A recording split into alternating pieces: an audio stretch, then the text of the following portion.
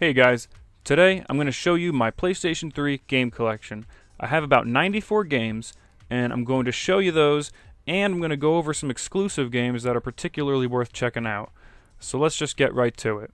So I bought the PlayStation 3 around the middle of the generation, and it had quite a few exclusives that I wanted to play, so I bit the bullet and I got a PlayStation 3. Now I remember when I bought it, I got the PlayStation bundle that came with Little Big Planet and Infamous, and it was $350. It had a 250 gig hard drive, and that was a pretty decent deal. It was the second model, the slimmer one. They both kind of look like George Foreman grills, but I was pretty happy with it. And I just started picking up a lot of games, and at the time when I first got it, I was really playing a little bit more Xbox 360. But my Xbox 360 broke, and I was enjoying the PS3 so much that I just didn't bother replacing it. So you'll notice I have a lot of sequels, and I probably played the first one on the Xbox. So that's why you wind up seeing games like, for instance, the Assassin's Creed games right there. I don't have 1 and 2 because I played those on Xbox 360. And the PS3 was a great system, had tons of really great games, and I was really happy with it. And I actually just recently retired it, and it makes me a little bit sad. But, no problem. We're on to a new generation. Now, there's a few exclusive games that I put on the side I wanted to talk just a little bit about. These are ones that I particularly liked. And first up, Little Big Planet 3. This was just a great game, and I think Sony really nailed it with Sackboy and the creativity in this game. Now, this came bundled with the PS3 here, and it came with the DLC, which is pretty cool. And I think Sackboy is actually a really great mascot, and I really enjoyed this game. It was just different, it was creative, you could do all sorts of crazy stuff. It was just a really neat game, so if anybody hasn't played that, that's one to check out for sure.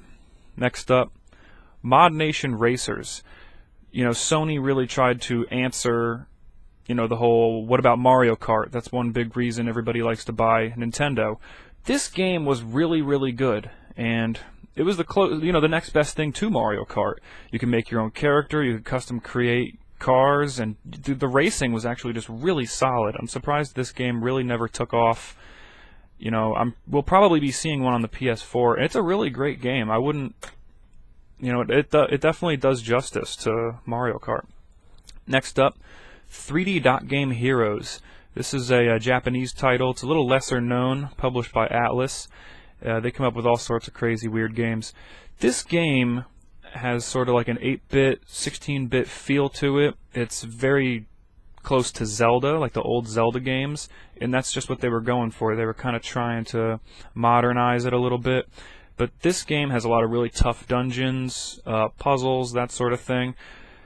It's a once in a lifetime game. They just don't make games like this anymore, and I'd really recommend checking it out if you like that sort of old school game.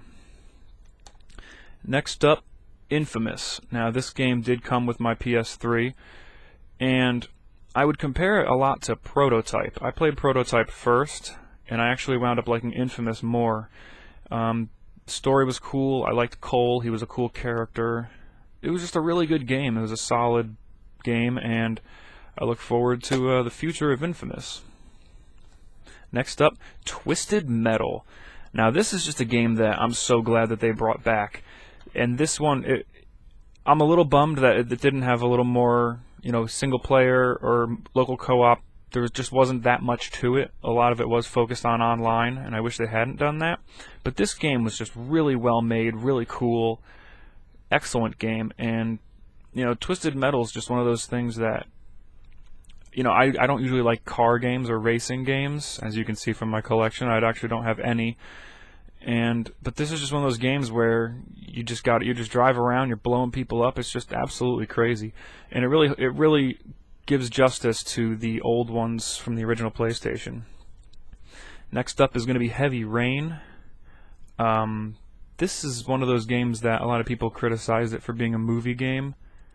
And yes, it is a movie game. However, it's a really good movie. It's actually like, if you've ever seen the movie Seven with Brad Pitt and Morgan Freeman, it reminds me a lot of that. It's just a really good story, and the graphics are really, really incredible. And there is quite a bit to interact with and do within the game. It's not a complete movie game, but it basically is.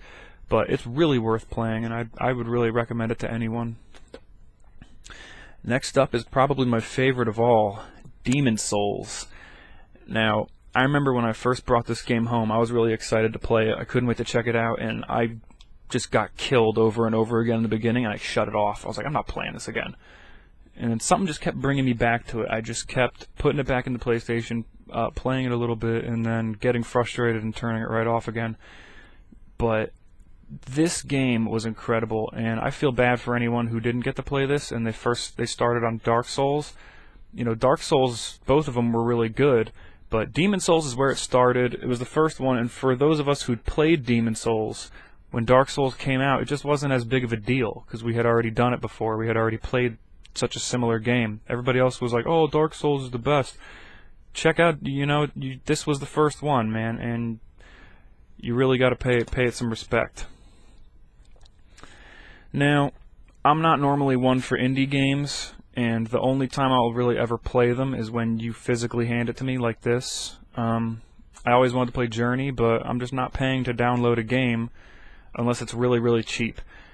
And when I saw that this was coming out, I was like, that's perfect. So I picked it up, and it was a really awesome game. It was sort of like, a lot of times I get frustrated with video games because nobody ever just tries to break the mold and come up with something creative or original, but Journey did exactly that. And it's not a big AAA game, it's not a big AAA experience, but it's an intensely different type of game.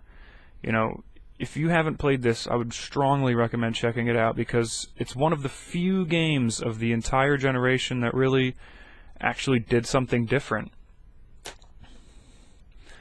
And last but not least, The Last of Us. This was a really good game. Now, I think it's probably the most overrated of all PS3 games, or one of the most overrated games of the last few years. Is it a really, really good game? Yes, it's a great game. But at the end of the day, it's basically just a Resident Evil 4 clone. It's really a lot like Resident Evil 4, which I loved that game, so I was happy that it was close to that, because Resident Evil 5 and 6 weren't that great. It was an incredible game. People they overhype the heck out of it, and it's a bit overrated, but really good game from, head to tails. I really, really enjoyed this game when it came out, and I hope they make a second one. It was just really solid. At the end of the day, the PS3 was an excellent system, and I'm glad to have played so many great games on it.